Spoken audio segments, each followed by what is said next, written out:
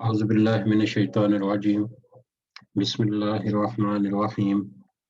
رب اشرح لي صدري ويسر لي أمري واحلل عقدة من لساني يفقهوا قولي ربي يسر ولا تعسر وتمم بالخير اللهم لا سهل إلا ما جعلته سهلا وأنت تجعل الحزن إذا شئت سهلا اللهم انفعني بما علمتني وعلمني ما ينفعني وزدني علما آمين يا رب العالمين.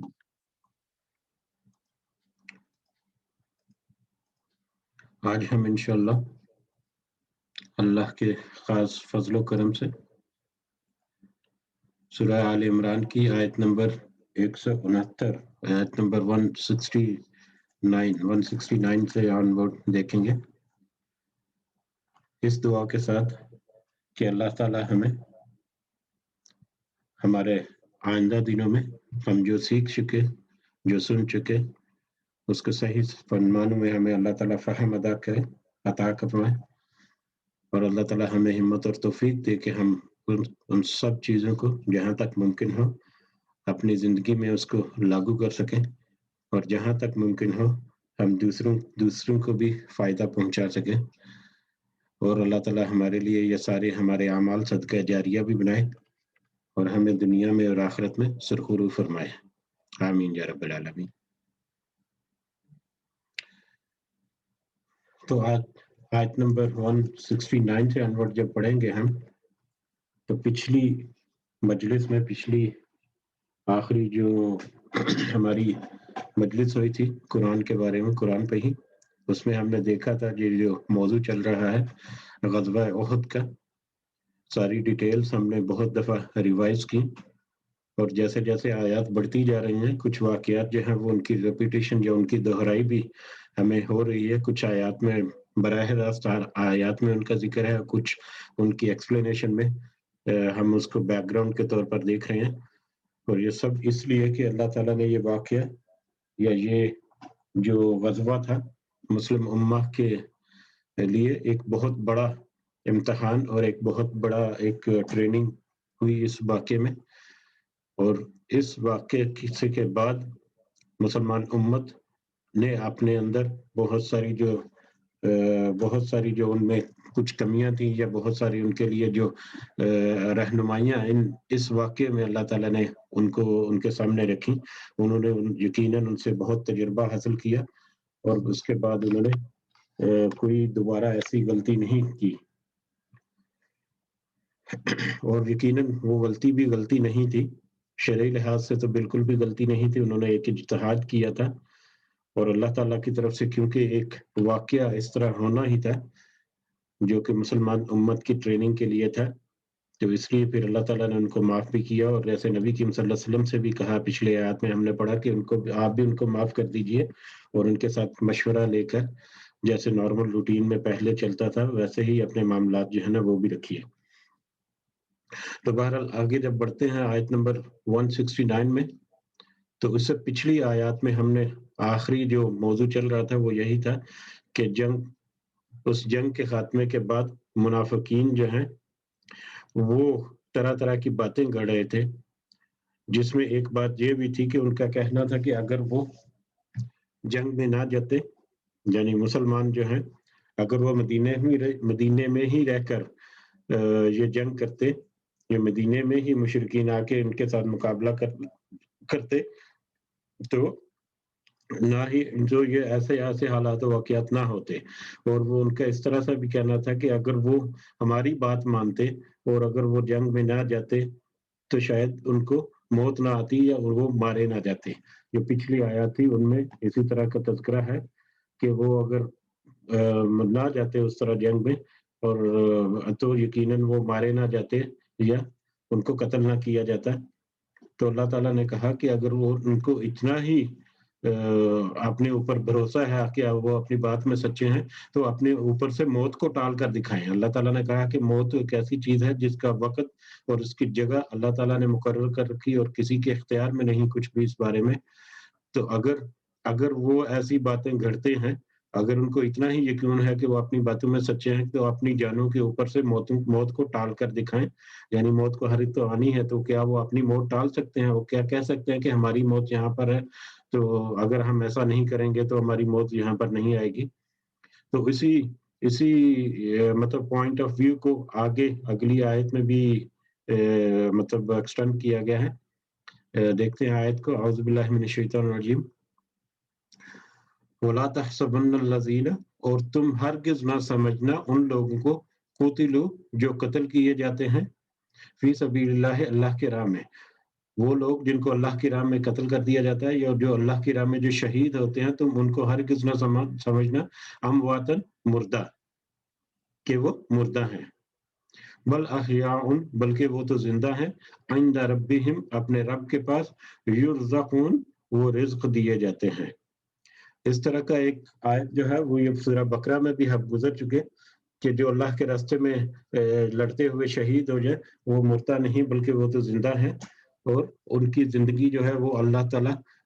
ہی بہتر جانتا ہے، کیونکہ ہمیں شعور نہیں۔ یہ سورہ بقرہ میں اس طرح کی آیت تھی، اور اسی سے ملتا جلتا یہ بھی ہے، کیونکہ اب غزوہ احد میں جیسا کہ ہم نے دیکھا کہ تقریباً 70 جو بڑے بڑے صحابہ تھے وہ شہید ہوئے اس جنگ میں، اور پھر منافقین جو ہے وہ طرح طرح کی باتیں گڑھے ہیں، اسپیشلی ان کے موت کے بارے میں، جیسا کہ ہم نے ابھی تذکرہ کیا۔ تو اللہ تعالیٰ کہہ رہے ہیں کہ تم ہرگز ان کو یہ مت سمجھو، جنہوں نے اللہ کی راہ میں اپنی جان دے دی، جو اللہ کی راہ میں شہید ہو گئے، تم یہ مت سمجھو کہ وہ مردہ ہیں، بلکہ وہ تو زندہ ہیں، بل احیاء، بلکہ وہ تو زندہ ہیں، عند ربہم، اپنے رب کے پاس، یرزقون، وہ رزق دیے جاتے ہیں، بلکہ وہ تو زندہ ہے اور اپنے رب کے پاس ان کو رزق دیا جاتا ہے۔ اب شہید جو ہے ان کی زندگی کیسی ہے یہ تو صرف اللہ ہی جانتا ہے۔ ہمیں شہادت کے رتبہ یا شہادت کا جو درجہ ہے اس کا ایک اندازہ کرنے کی اللہ تعالیٰ نے کچھ آیات یہاں پر نازل کی، اور کچھ احادیث میں بھی ہمیں پتہ چلتا ہے کہ شہید کا رتبہ یا شہید کا درجہ جو ہے وہ کتنا بڑا ہے۔ اس میں ایک یہ ہے کہ ان کی زندگی کے بابت بہت سارے جو علماء ہیں ان کے ڈفرینٹ اقوال ہیں کہ ان کی زندگی، شہید کی زندگی جو ہے موت کے بعد کیسی ہوگی۔ کوئی کہتا ہے کہ ان کی روح جو ہے وہ قبر میں واپس لوٹائی جاتی ہے اور وہاں پر وہ ٹھہرتے ہیں، تو اور کوئی کہتا ہے کہ پھر قبر میں ان کو جنت کی طرف سے پھلوں کی خوشبوئیں آتی ہیں یا پھل آتے ہیں، جس طرح سے بھی۔ بہرحال اسی طرح ایک حدیث میں بھی ہے کہ جو شہید جب ہوتے ہیں تو اللہ تعالیٰ شہید کی جو روح ہے اس کو سبز پرندوں کے سینوں میں، سبز پرندے، سبز رنگ کے کوئی پرندے ہیں، ان کے سینوں میں، جو ان کے دلوں میں داخل کر دیتا ہے ان کی روح کو، شہیدوں کی روح کو، اور وہ پرندوں کے ذریعے پھر وہ روحیں جو ہیں وہ جنت میں اپنا کھانا جو ہے وہ کھاتی رہتی ہیں اور چگتی پھرتی ہیں، جس سے اس آیت کی جو ہے یہ کہ اللہ تعالیٰ نے کہا ہے عند ربہم یرزقون، ان کو رزق دیے جاتے ہیں، وہ رزق دیے جاتے ہیں اپنے رب کے پاس۔ تو کس طرح سے ان کو رزق دیا جاتا ہے اس کی ایک مثال یہ صحیح مسلم کی ایک حدیث، جیسا کہ میں نے ذکر کیا کہ اللہ تعالیٰ ان کی روحوں کو، شہیدوں کی روحوں کو سبز پرندوں میں، سبز رنگ کے پرندوں کے سینوں میں داخل کر دیتا ہے، جو جنت میں مختلف جگہوں سے چگتی پھرتی ہیں یا اپنا کھانا پینا کھاتی ہیں۔ بہرحال شہید کی جو حیثیت اور اس کا رتبہ اور مقام وہ ہمیں اس زندگی میں اس کا اندازہ کرنا تو ممکن نہیں۔ تو یہاں پر جو منافقین ہیں ان کی ایک بات کا رد کر دیا کہ اگر وہ نہ جاتے تو مارے نہ جاتے، تو منافقین تو یہی سمجھتے تھے کہ وہ بیچارے بن موت کے یا ایسے ہی مار دیے گئے، حالانکہ ان کو مطلب نہیں ایسا ہونا چاہیے تھا۔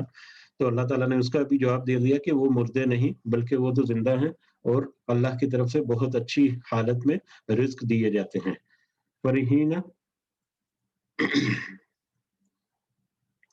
فرحین، سب خوش ہیں، بما، اس پر، عطاہم اللہ، جو اللہ نے دیا ان کو، من فضلہ، اپنے فضل سے۔ یہ ان شہیدوں کی ہی بات ہو رہی ہے کہ جو اللہ تعالیٰ نے ان کو اپنے فضل سے دیا، اللہ تعالیٰ اس میں وہ بہت خوش ہیں، وہ شہید جو ہیں وہ بہت خوش ہیں۔ وَيَسْتَبْشِرُونَ، اور وہ سب خوش ہو رہے ہیں، بِالَّذِينَ، ان لوگوں سے، لم يلحقوا، جو نہیں ملے بہم، ان سے، من خلفہم ان کے پچھلوں میں سے.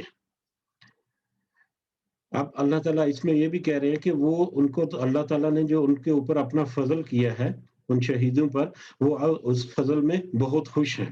نہ صرف وہ اس فضل میں بہت خوش ہیں آیت کے پہلے حصے میں کہ اللہ تعالیٰ نے ان کا جو درجہ رتبہ بلند کیا اور ان کو جو بعد میں سہولیات اور ان کے اوپر جو نعمتیں اور رحمتیں اپنے کی اور اپنے جو فضل کیے وہ اس میں بہت خوش ہیں. اس کے علاوہ وہ یستبشرون، وہ اس لیے بھی خوش ہیں، وہ اس لیے بھی خوش ہو رہے ہیں بالذین لم یلحقوا بہم من خلفہم، ان لوگوں کی بابت بھی خوش ہو رہے ہیں، ان لوگوں کے بارے میں سوچ کر بھی یا ان لوگوں کے بارے میں جان کر بھی خوش ہو رہے ہیں جو ان کے پیچھے ہیں. ابھی جو ان کے پیچھے جو شہید ہو گئے وہ تو اللہ کے بارگاہ میں حاضر ہو چکے، لیکن جو ان کے پیچھے ابھی ایمان والے ہیں جو ابھی جہاد کر رہے ہیں، ابھی وہ اپنی جستجو جاری رکھے ہیں، وہ ان کی بابت بھی خوش ہیں کیونکہ ہم نے تو وہ شہید جو ہے انہوں نے اپنا فضل، انہوں نے تو اپنا انعام جو ہے اللہ کے ہاں وہ دیکھ لیا. اور اس کے خوشی کے ساتھ ساتھ وہ اس چیز پر بھی خوش ہیں کہ ان کے بعد جو لوگ ہیں جو ابھی تک جہاد کر رہے ہیں، ابھی تک وہ زندہ ہیں، جو ابھی تک اللہ کے راستے میں ہیں، وہ بھی اسی راستے پر چل رہے ہیں اور یقیناً ان کو بھی اتنے ہی اچھے انعامات ملیں گے، ان میں سے جو شہید ہوں گے وہ بھی. اور وہ لوگ جو ان کے پیچھے ہیں وہ اللہ پر اور اس کے رسول پر ایمان لے کے اور اللہ کے لیے ہی وہ اپنی جانوں کو انہوں نے مشکل میں ڈالا ہوا ہے، تو اس بابت بھی خوش ہوتے ہیں جو پیچھے رہ گئے ان لوگوں کے بارے میں سوچ کر بھی، جن وہ نہیں ملے جو ان کو، یعنی کہ وہ ان کو وہ جنت میں یا ان کی بعد کی زندگی میں ان کو نہیں ملے، وہ بھی پیچھے ہی ہیں، پیچھے ہی وہ جستجو کر رہے ہیں یا جہاد کر رہے ہیں ابھی تک. اللہ یہ کہ نہ خوف ہوگا علیہم ان پر، ولا ہم یحزنون، اور نہ ہی وہ غمناک ہوں گے. اب نہ ہی ان پہ اوپر خوف ہوگا اور نہ ہی وہ غمناک ہوں گے. خوف اور غم کا ذکر تو ہم پہلے کر چکے کہ خوف ہمیشہ اس چیز کا ہوتا ہے جو آنے والا کل ہو، جو ہم نے مطلب اپنی سوچ رکھی ہے، جو ہم نے اپنے پلاننگ کر رکھی ہے، جو ہم اپنی کوشش کر رہے ہیں اپنے آئندہ کل کے لیے، تو ہمیں خوف ہوتا ہے کہ آئندہ کل ہمارا کیسا ہوگا. اور غم جو ہے وہ گزشتہ جو گزر چکا وقت اس بارے میں ہوتا ہے. تو یہاں پر ان لوگوں کے بارے میں ہے کہ نہ ہی ان کو کوئی خوف ہے اور نہ ہی ان کو وہ غم ہے شہیدوں کو. اس بابت میں بھی ہے کہ اس آیت کے بیک گراؤنڈ میں ایک حدیث ہے مسند احمد کی کہ جو احد کے شہداء تھے، احد میں جو شہید ہوئے جو صحابہ کرام، وہ جب اللہ کے حضور پہنچے تو انہوں نے اللہ سے خواہش کی کہ ہماری یہاں پر جو ہمیں انعامات و کرامات کیے گئے ہیں، اب ان کے بابت جو ہے وہ مطلب کیسے ہم بتائیں اپنے پیچھے رہنے والے لوگوں کو. جیسے کہ آیت کا جو درمیانی ٹکڑا ہم نے دیکھا ہے کہ پیچھے رہنے والے لوگوں کے بارے میں بھی وہ بہت خوش ہیں جو ابھی تک جہاد کر رہے ہیں. تو ان کی خواہش تھی کہ ان کو پتہ چلے، پیچھے رہنے والے جو ان کو پتہ چلے کہ ہماری یہاں پر زندگی کیا ہے یا ہمیں انعامات کیا مل رہے ہیں. تو اللہ تعالیٰ نے وہاں پر ان سے کہا کہ ٹھیک ہے، میں ان کو بتائے دیتا ہوں، میں ان کو مطلع کر دیتا ہوں. تو پھر اللہ تعالیٰ نے قرآن مجید میں اس طرح کی آیات جو ہم نازل کی تاکہ پیچھے رہنے والے جو ہم جیسے جو لوگ ہیں یا جو اللہ کی راہ میں جہاد کر رہے ہیں یا اس وقت جو اللہ کی راہ میں ابھی جہاد کر رہے تھے، تاکہ ان کو بھی پتہ چل جائے کہ جو شہید ہو گئے ان کا رتبہ کتنا بلند ہے اور ان کے لیے اللہ تعالیٰ کے کتنے انعامات ہیں اور کس طرح سے ان کے لیے نہ ہی خوف ہے اور نہ ہی ان کے آنے والے دنوں کا غم ہے، اور وہ تو خوشگوار زندگی جو ہے وہ گزار رہے ہیں. آیت نمبر 171 کی طرف بڑھتے ہیں. وہ یستبشرون، وہ سب خوش ہو رہے ہیں بنعمت من اللہ و فضل، اللہ کی طرف سے نعمت اور فضل پر. اللہ نے جو ان پر نعمت اور فضل ان پر کیا اس کی بابت وہ خوش ہو رہے ہیں. یہ شہیدوں کے بارے میں دوبارہ کہا جا رہا ہے وہ ان اللہ، اور بے شک اللہ لا یضیع، نہیں ضائع کرتا اجر المؤمنین، مومنوں کے اجر کو. وہ اس بابت بھی خوش ہو رہے ہیں کہ اللہ تعالیٰ نے ان کے اوپر بہت زیادہ فضل اور انعام کیا، اور بے شک اللہ جو ہے وہ مومنوں کے اجر کو ضائع نہیں کرتا ہے. یہاں پر ایک اور حدیث کا تذکرہ کرتا چلوں، صحیح مسلم کی ایک حدیث ہے کہ اللہ کی بارگاہ میں جو حاضر ہو گئے، یعنی موت کے بعد جو اللہ کی بارگاہ میں پہنچ گئے، ان میں جنہوں نے اپنی رحمت کو پا لیا وہ کبھی خواہش نہیں کریں گے کہ وہ واپس دنیا میں لوٹیں، واپس وہ اس دنیا میں واپس ان کو زندگی دی جائے۔ لیکن البتہ شہید وہ لوگ ہوں گے جو یہ خواہش کریں گے کہ ان کو واپس دوبارہ زندگی دی جائے، دوبارہ ان کو دنیا میں بھیجا جائے، اور اس لیے وہ یہ خواہش کریں گے کہ وہ ان کی خواہش ہوگی کہ ہم دوبارہ دنیا میں جا کر دوبارہ ہمیں زندگی ملے، دوبارہ ہم زندگی میں دنیا میں جا کر دوبارہ اللہ کی راہ میں لڑیں اور دوبارہ ہم شہید ہوں۔ یعنی اللہ کی طرف شہید ہو کر جانا ان کا اتنا بڑا اجر اور ان کا اتنا بڑا انعام ہے اللہ کا کہ ان کا دل کرتا ہے کہ ہمیں دوبارہ زندگی ملے اور ہم دوبارہ اللہ کی راہ میں لڑتے ہوئے شہید ہو جائیں۔ لیکن اللہ تعالیٰ جو وہ کہے گا، اس حدیث کے مطابق اللہ تعالیٰ کہے گا کہ نہیں، یہ تو ایسا نہیں ہو سکتا، کیونکہ اللہ تعالیٰ نے کہہ دیا کہ ایک دفعہ جس کو موت آ گئی وہ دوبارہ اس دنیا میں واپس نہیں لوٹایا جائے گا۔ تو بہرحال شہید ایسے لوگ ہوں گے مومنوں میں جو کامیاب لوگ ہیں، لیکن وہ خواہش رکھتے ہیں کہ دوبارہ ان کو زندگی دی جائے تاکہ وہ دوبارہ اللہ کی راہ میں شہید ہوں، دوبارہ اللہ کی راہ میں لڑتے ہوئے۔ ہمیں کچھ پچھلی آیات سے اور کچھ احادیث سے یہ بھی پتہ چلتا ہے کہ جو وہ لوگ جن کے گناہ جو ہیں وہ زیادہ ہوں گے، یا جو جہنم کی طرف دھکیل دیے جا رہے ہوں گے، کافروں میں سے، انکار کرنے والے مومن لوگوں میں سے بھی بہت سارے جنہوں نے اچھے اعمال نہیں کیے ہوں گے، تو وہ بھی خواہش کریں گے کہ دنیا میں واپس بھیجا جائے ان کو، تاکہ وہ اب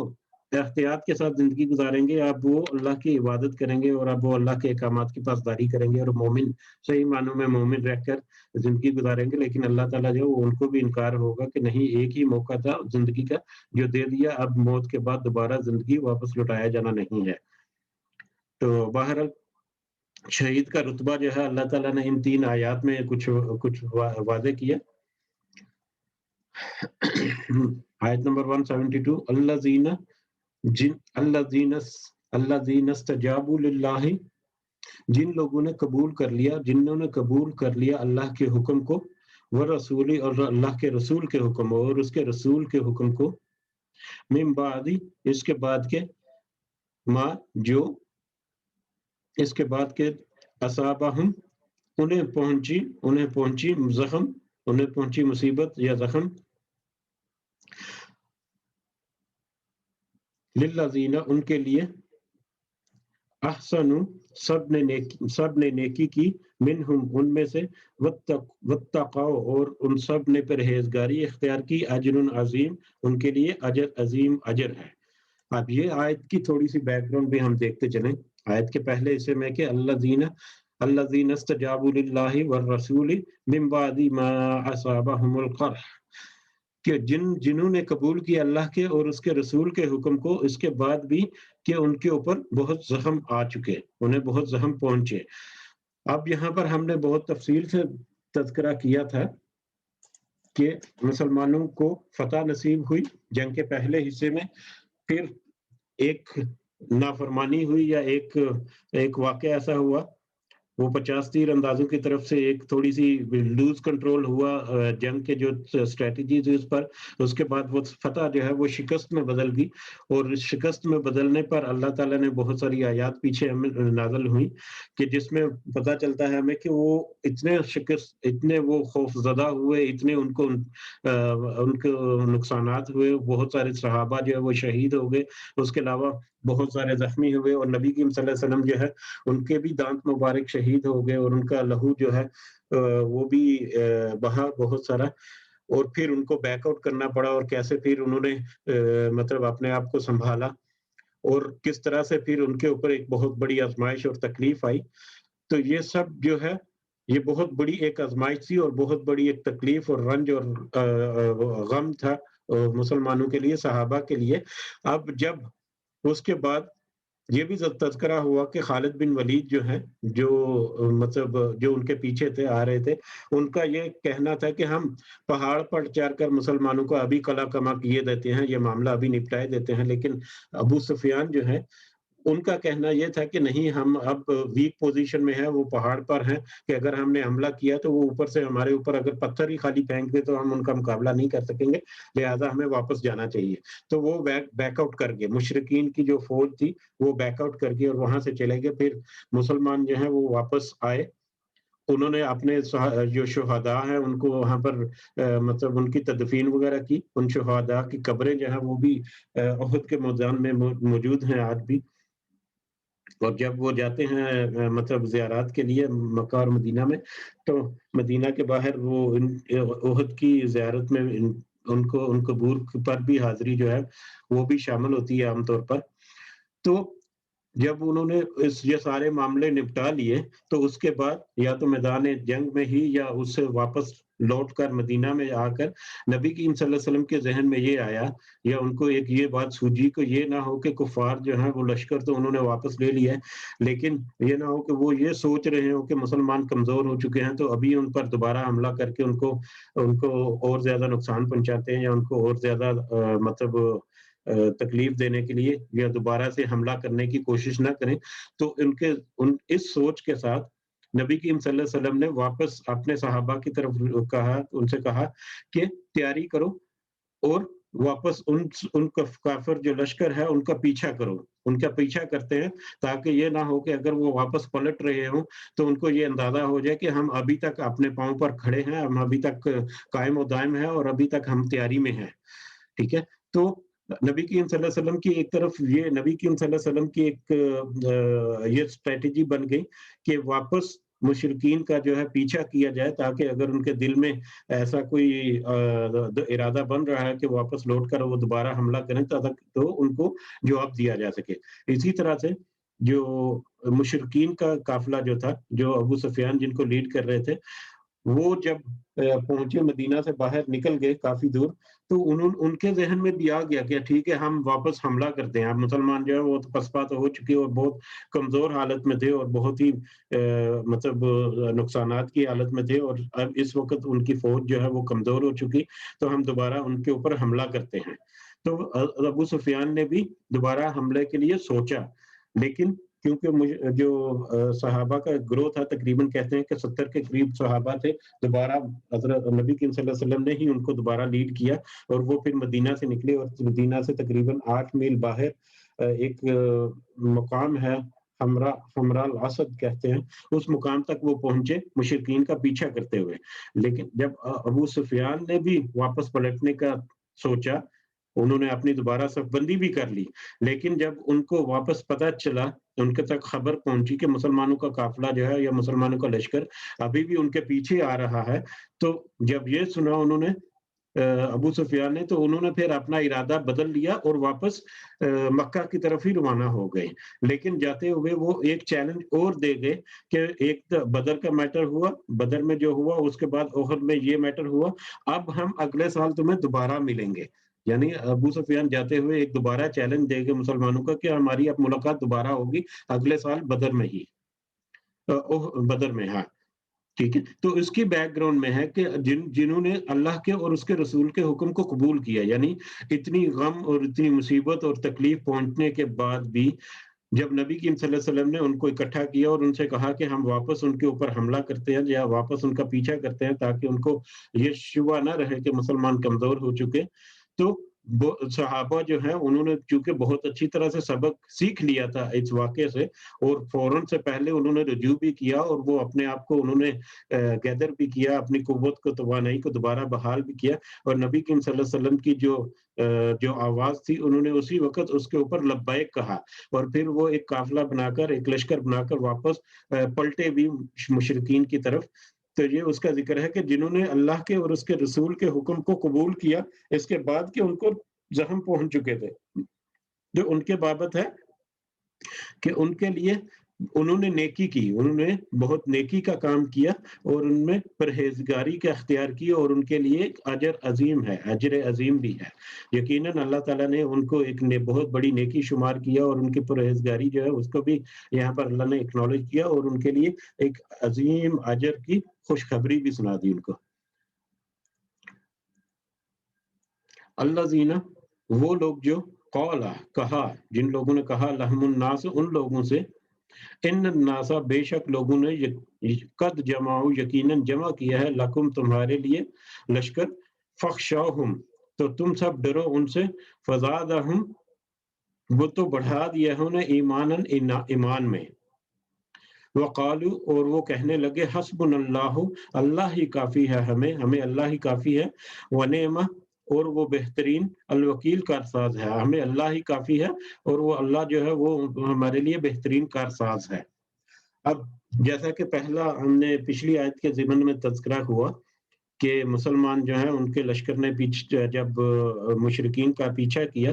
تو ابو سفیان جو ہیں انہوں نے ان کو چیلنج، واپس تو وہ مدینہ کی طرف پلٹ گئے لیکن ایک اور چیلنج بھی چھوڑ گئے کہ ہم اگلے سال دوبارہ بدر میں تمہارا مقابلہ کریں گے یا دوبارہ بدر میں۔ اب جب وہ واپس مکہ پہنچے ابو سفیان جو ہیں اور تو انہوں نے پیچھے مسلمانوں کے لیے یعنی کہ پیغام پہنچائے مختلف ذرائع سے کہ مسلمانوں کو ڈرانے کے لیے، مسلمانوں کو ڈرانے دھمکانے کے لیے یا ان کے اوپر اپنا رعب قائم کرنے کے لیے کہ جو مشرک ہیں، جو مکہ والے ہیں، وہ بہت بڑی فوج اختیار کر رہے ہیں اپنا بدلہ لینے کے لیے، جو چیلنج دے کے آئے وہ بدر کے لیے اس سلسلے میں۔ تو ایک بدر کے چیلنج کے سلسلے میں وہ کچھ افواہیں جو ہیں وہ پھیلا رہے تھے۔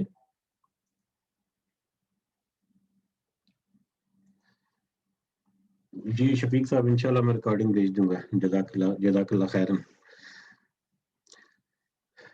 جی تو بدر میں دوبارہ جو چیلنج دے کر گئے تو اس سلسلے میں وہ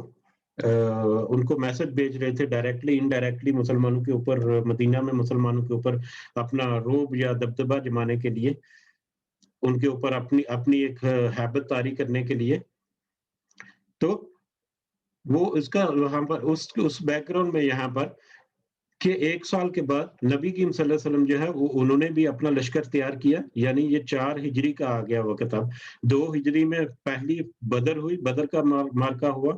جس میں اللہ تعالیٰ نے بہت بڑی کامیابی عطا کی مسلمانوں کو۔ پھر 3 ہجری میں یہ غزوہ احد ہوا جس کا ابھی تذکرہ چل رہا ہے۔ پھر اس کے بعد 1 سال بعد یعنی 4 ہجری میں دوبارہ بدر کے مقام پر یہ بدر ہوئی جس کو بدر صغریٰ بھی کہا جاتا ہے، بدر صغریٰ، چھوٹی بدر کہہ سکتے ہیں اسے۔ تو پھر نبی کریم صلی اللہ علیہ وسلم نے بھی تیاری کی اور وہ بدر کے مقام پر انہوں نے پیش قدمی بھی کی، ٹھیک ہے۔ مکہ کے لوگ جو ہیں انہوں نے تو ڈرانے دمکانے کے لیے مطلب مسلمانوں کی طرف خبریں بھیجی کہ وہ بہت بڑا لشکر تیار کر رہے ہیں، وہ اسلحے کے ساتھ اور مطلب بڑی تیاری کے ساتھ وہ بدر میں جو چیلنج دیا انہوں نے وہ اس میں مقابلہ کریں گے۔ تو نبی کریم صلی اللہ علیہ وسلم نے بھی اپنی فوج تیار کی اگلے سال اور وہ بدر کے مقام پر پہنچ گئے۔ لیکن جب وہ بدر کے مقام پر پہنچے یا جب وہ لشکر کے لیے نکلے تو ابو سفیان کو جب پتا چلا کہ مسلمان جو ہیں وہ تو اور بھی زیادہ قوت کے ساتھ اور زیادہ طاقت کے ساتھ جمع ہوئے ہیں اور ان کا ایمان جو ہے وہ زیادہ بڑھ گیا، تو پھر ابو سفیان جو ہے وہ دوبارہ بدر کے لیے آئے نہیں، دوبارہ جو چیلنج دیا تھا 1 سال بعد تو وہ دوبارہ وہ مقابلہ کرنے کے لیے نکلے ہی نہیں۔ تو اس کا تذکرہ ہے، اس کی بیک گراؤنڈ ہے اس آیت کی کہ جنہوں نے کہا کہ یقیناً جمع کیا تمہارے لیے ایک لشکر کو، ان کو ڈرانے کے لیے کہ ایک بہت بڑا لشکر ہم تیار کر رہے ہیں، اس طرح کی خبریں بھیج رہے ہیں، تو ان کے لیے ہے تو کہ تم سب ڈرو ان سے، یعنی فزادہم ایمانا، تو اللہ تعالیٰ نے ان کا ایمان اور بڑھا دیا۔ جب ان کو پیچھے سے خبریں ملی کہ ایک بڑا لشکر تیار کر رہا ہے تو اس لشکر کی تیاری کے سلسلے میں مسلمانوں کا ایمان اور زیادہ مضبوط ہو گیا، وہ اور زیادہ تیاری کرنے لگے اور زیادہ طاقت اپنی جو ہے وہ اکٹھی کرنے لگے اور ان کے ایمان میں اتنا ہی زیادہ اضافہ ہوتا چلا گیا۔ یہی وجہ تھی کہ وہ دوبارہ بدر کے لیے انہوں نے پیش قدمی کی، دوبارہ اس چیلنج کے جواب کے لیے وہ واپس دوبارہ باہر نکلے، اتنی مصیبت اور اتنی تکلیف سہنے کے بعد بھی احد کے مقام پر انہوں نے دوبارہ اپنی ہمت کو اکٹھا کیا، اپنی جو اسٹریٹجی تھی ان کو دوبارہ سے ریکمپائل کیا، جو ان کی غلطیاں ہوئی ان کو انہوں نے سیکھا، ان سے سیکھا، دوبارہ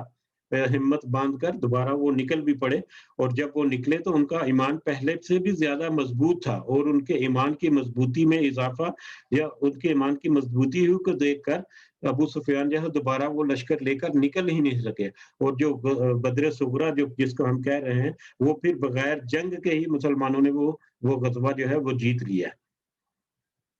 وقالو اور وہ کہنے لگے، وہ جن کا جو ایمان بڑھ گیا مسلمانوں کا، اور وہ اس کے ساتھ وہ بھی یہ بھی کہتے تھے کہ ہمارے لیے اللہ ہی کافی ہے اور اللہ ہی ہمارے لیے بہترین کارساز ہے، اللہ ہی ہمارے لیے بہترین مدد کرنے والا اور بہترین رہنمائیاں کرنے والا ہے۔ فانقلبوا پھر وہ سب لوٹے، بنعمت انعام کے ساتھ، من اللہ اللہ کی طرف سے، وفضل اور فضل کے ساتھ۔ یہ وہی بدر صغریٰ کے بارے میں یہاں پر کہ جب وہ وہاں پر پہنچے تو ابو سفیان جو ہے وہ واپس لشکر لے کر آئے ہی نہیں، میدان جنگ میں انہوں نے مقابلے کی طرف آئے ہی نہیں، تو وہاں پر پھر بغیر جنگ کے ہی وہاں پر مسلمان جو ہے وہ فتح یاب ٹھہرے، تو وہاں اس کا تذکرہ ہے، تو پھر وہ اس فتح پا کر بغیر جنگ کے ہی وہ فتح پا کر واپس لوٹے، تو اللہ تعالیٰ نے ان کی طرف فضل اور انعام بھی کیا، اللہ تعالیٰ نے ان کے اوپر فضل اور انعام بھی کیا۔ لم یمسسہم، نہ چھوا ان کو سوء کسی تکلیف نے، ان کو کسی تکلیف نے نہیں چھوا اس بدر صغریٰ میں، واتبعوا، اور وہ سب تابع رہے رضوان اللہ، اللہ کی خوشنودی کے، اللہ کی خوشنودی بھی انہوں نے حاصل کر لی، واللہ ذو الفضل العظیم، اور اللہ جو ہے وہ بہت بڑے فضل والا ہے، اللہ تعالیٰ بہت بڑے فضل والا ہے۔ اس بدر صغریٰ کے بارے میں ایک اور بھی کچھ روایات میں ملتا ہے کہ نہ صرف وہ جنگ کے لیے جب گئے تو نہ صرف ابو سفیان نے جنگ کے لیے آئے ہی نہیں، ایک یہ بھی فتح ملی ان کو، اس کے علاوہ وہاں سے کوئی قافلہ گزرا تھا تو نبی کریم صلی اللہ علیہ وسلم نے اس قافلے سے سامان خریدا اور اس کی تجارت بھی تھوڑی سی کی، اور اس تجارت سے بھی ان کو بہت نفع حاصل ہوا، جس نفع کو پھر مسلمانوں کے لشکر میں یا مسلمانوں میں تقسیم کر دیا گیا تھا۔ تو اللہ تعالیٰ نے ان کا یہ جو سفر تھا جو بدر صغریٰ تھا، اس میں بھی اللہ تعالیٰ نے ان کو بہت انعامات کیے، ان کے اوپر انعامات کیے، ان کو نفع پہنچایا، ان کو وہاں پر فتح بھی نصیب ہوئی بغیر جنگ کے ہی، اور اللہ تعالیٰ نے ان کے اوپر فضل کیا اور ان کو کسی تکلیف نے بھی نہیں چھوا، اور وہ اللہ کی خوشنودی کے تابع رہے، اور اللہ تعالیٰ تو بہت بڑے فضل والا ہے، اللہ تعالیٰ بہت فضل کرنے والا ہے۔ آیت 175، انما، در حقیقت، ذالکم الشیطان، یہ تو شیطان ہی ہے، یہ شیطان ہی تو ہے، یخوف، جو ڈراتا ہے، اولیاءہ، اپنے دوستوں سے، یہ شیطان ہی ہے جو اپنے دوستوں سے ڈراتا ہے، یعنی یہ جیسا کہ کفار جو ہیں مشرکین، وہ شیطان ان کا شیطان ان کا دوست تھا، یا کہنا کہ شیطان وہ شیطان کے دوست تھے، جو مشرکین ہیں وہ شیطان کے دوست تھے، شیطان ہی ان کو کہہ لے کہ جو بھی ان کے دلوں میں ڈالتا تھا، اور شیطان کے وسوسے کی وجہ سے وہ اپنے کفر میں بڑھتے جا رہے ہیں، اور شیطان کی چالیں جو ہیں وہ اس کی وجہ سے بھی وہ دین کو سمجھنے کے باوجود ان کے اوپر عمل نہیں کرتے، تو شیطان جو ہے وہ اپنے دوستوں سے ڈراتا ہے، یعنی شیطان کے وسوسے جو ہے وہ ایسے ڈالتا ہے، مسلمانوں میں شیطان میں بھی وسوسے ڈالے کہ وہ اس کے دوستوں سے ڈر جائیں، یعنی لشکر سے، مسلمانوں کا لشکر جو تیار ہو رہا ہے وہ کیونکہ شیطان کا دوست ہے، تو وہ شیطان اپنے دوستوں سے یا سوری کفار کا لشکر جو ہے اس سے مسلمانوں کو ڈرانے کی کوشش کر رہا تھا، در حقیقت یہ شیطان کے وسوسے تھے جو اپنے دوستوں سے ڈرانے کی کوشش کر رہا تھا۔ فلا تخافوہم، تو مت ڈرو ان سے، وخافونی، اور مجھ ہی سے ڈرو، اللہ تعالیٰ کہہ رہے ہیں کہ تم اس سے مت ڈرو، یہ تو شیطان ہے جو اپنے دوستوں کی بابت تمہیں ڈرا رہا ہے، تو تم اس سے مت ڈرو بلکہ تم مجھ ہی سے ڈرو، ان کنتم مومنین، اگر تم مومن ہو، اگر تم صحیح معنوں میں ایمان اور تقوی رکھتے ہو، صحیح معنوں میں اللہ پر اور اس کے نبی پر ایمان لے کر آئے ہو، تو تم صرف مجھ ہی سے ڈرو، اور تم جو اس طرح کی باطن جو خواہش، باطن جو قوتیں ہیں، ان سے ڈرنے کی کوئی ضرورت نہیں ہے۔ ولا یحزنک، اور نہ آپ کو غمزدہ کریں، اللہ زینہ، وہ لوگ، یسارعون، جو جلدی کرتے ہیں، فی الکفر، کفر میں۔ اب یہاں پر نبی کریم صلی اللہ علیہ وسلم سے کہا جا رہا ہے کہ وہ لوگ جو کفر میں جلدی کر رہے ہیں، یا کفر میں بڑھتے ہی جا رہے ہیں، یا کفر میں اور اپنی نئی تدبیریں کرتے جا رہے ہیں، کفر میں آگے بڑھتے جا رہے ہیں، آپ ان کے بارے میں ان سے کوئی غم نہ کھائیں، آپ ان کے لیے کوئی ان کے بارے میں غم نہ کھائیں۔ اس میں دو طرح کی جو شرح ہے وہ ملتی ہیں اس آیت کے اس ٹکڑے کے بیک گراؤنڈ میں۔ ایک تو یہ ہے کہ نبی کریم صلی اللہ علیہ وسلم جو ہے وہ بہت درد رکھتے تھے اپنی امت کا، اور خاص کر جو اس وقت کے جو نان مسلم تھے، جو اسلام کی طرف نہیں آئے تھے، جو مومن نہیں تھے، ان کے بارے میں بھی ان کی شدید خواہش تھی کہ وہ کسی طرح سے ایمان کو قبول کر لیں، تو وہ اپنے دل میں بہت وہ خواہش رکھتے تھے، شدید خواہش رکھتے تھے، اور اس کا تذکرہ بھی کچھ جگہوں پر قرآن مجید میں ابھی آیا ہے کہ وہ تو ایمان نہیں لیں گے، تو اگر وہ ایمان نہ لائیں تو کیا آپ ان کے لیے پیچھے اپنی جان کو ہلاک کر دیں گے، تو اس طرح کی آیات بھی کچھ ہمیں ملتی ہیں، تو وہ ان کو بہت غم تھا اس بارے میں۔ اور دوسرا یہ بھی ہے کہ جب وہ کفر میں بڑھتے جا رہے ہیں، اپنے بارے میں وہ ڈفرنٹ قسم کی خبریں جو ہے وہ پہنچاتے ہیں کہ اس طرح سے مشرک جو ہے وہ تیاری کر رہے ہیں اور اتنا بڑا لشکر وہ تیار کر رہے ہیں اتنی بڑی فوج کے ساتھ اور اتنا اسلحہ اور ساز و سامان کے ساتھ وہ دوبارہ چڑھائی کا ارادہ رکھتے ہیں. تو اللہ تعالیٰ کہہ رہے ہیں کہ آپ ان کے بابت نہ ڈریں، آپ ان سے مت ڈریں. ایسے کفار سے، ایسے انکار کرنے والے یا ایسے مشرک جو ہیں وہ جو اپنی کفر میں بڑھتے جا رہے ہیں، آپ ان سے غمزدہ نہ ہوں. انہم، بے شک وہ، لن یضر اللہ، کچھ نہیں بگاڑ سکتے اللہ کا، وہ اللہ کو کوئی تکلیف یا کوئی ضرر نہیں پہنچا سکتے، وہ اللہ کا کچھ بھی نہیں بگاڑ سکتے، شیئن کچھ بھی، وہ اللہ کا کچھ بھی تکلیف نہیں دے سکتے، اللہ کا کچھ بھی نہیں بگاڑ سکتے. یرید اللہ، اللہ چاہتا ہے، اللہ کہ نہ، یجعل، کہ وہ دے، کہ نہ وہ دے، لہم ان کو، حظً کوئی حصہ، فی الآخرتی، آخرت میں. اللہ یہ چاہتا ہے کہ ان کو کوئی حصہ نہ دے آخرت میں. وَلَهُمْ، اور ان کے لیے، عذاب عظیم، ایک بہت بڑا عذاب ہے. اب وہ لوگ جو کفر میں آگے بڑھتے جا رہے ہیں، آپ نبی کریم صلی اللہ علیہ وسلم سے کہا جا رہا ہے کہ آپ ان کے بابت مت غم کریں، وہ اللہ کو کسی قسم کی کوئی تکلیف یا کسی قسم کا کوئی نقصان نہیں پہنچا سکتے. ٹھیک ہے، یہ تو اللہ تعالیٰ چاہتا ہے یا اللہ تعالیٰ کی حکمت ہے. اللہ تعالیٰ نے ان کو کھلی چھٹی یا ڈھیل دے دی کہ وہ، تو اس کی وجہ یہ ہے کہ ان کو آخرت میں کچھ حصہ نہ ملے. ان کو وقت دے دیا، ان کو طاقت دے دی، ان کو مطلب جو دنیا کی آسائشات جو ہیں وہ بھی دے دیں، اور ان کو وقت بھی دے دیا کہ وہ ان کو پھر آخرت میں ان کو کچھ حصہ نہ ملے. اللہ تعالیٰ چاہتا ہے کہ ان کو آخرت میں کچھ حصہ نہ ملے، یعنی جتنا وہ کفر میں آگے بڑھتے جا رہے ہیں اتنا ہی وہ عذاب کی طرف اور اپنے عذاب میں اضافہ کرتے جا رہے ہیں. وَلَهُمْ عَذَابٌ عَظِيمٌ، اور ان کے لیے ایک بڑا عذاب تیار ہے کہ جو جتنا وہ کفر میں آگے بڑھتے جائیں گے اتنا ہی ان کے گناہوں میں اور ان کے شرک میں اضافہ ہوتا جائے گا، اور اتنا ہی ان کے عذاب میں اضافہ ہوگا، اور آخرت میں ان کو آخرت میں سے کچھ حصہ نہیں ملے گا، اور ان کے لیے بہت بڑا عذاب جو ہے وہ بھی تیار ہوگا. اسی آیت کے ساتھ ہم آج اجازت چاہتے ہیں کہ مطلب آج اختتام کو پذیر کرتے ہیں اپنی مجلس کو. آیت نمبر 176 ہے. کل ہم انشاءاللہ اگلی آیات کے ساتھ حاضر ہوں گے. تو اس ضمن میں اگر کسی کو کچھ ایڈ کرنا ہے تو وہ ضرور ایڈ کر دیں.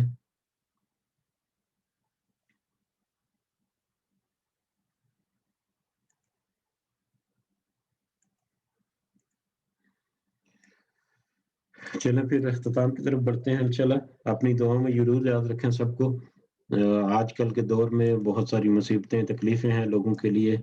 آزمائشیں آئی ہیں، ہمارے اوپر بھی ایک بہت بڑی آزمائش ہے. اللہ تعالیٰ ہمیں اس آزمائش سے دور کرے اور ہمیں آسانیاں جو ہیں وہ اللہ تعالیٰ نصیب کرے اس دنیا میں بھی، اور ہمارے لیے ایسے راستے بھی اللہ تعالیٰ رکھے ہمارے دلوں میں اور ہماری ذہنوں میں کہ ہم آخرت کے لیے بھی اپنی تیاری کو کر سکیں. اسی کے ساتھ پھر اجازت چاہتے ہیں. ربنا تقبل منا انك انت السميع العليم وتب علينا انك انت التواب الرحيم. سبحان ربك رب العزة عما يصفون وسلام على المرسلين والحمد لله رب العالمين. سبحانك اللهم وبحمدك اشهد ان لا اله الا انت استغفرك واتوب اليك. جزاكم الله خيرا. السلام عليكم ورحمة الله وبركاته.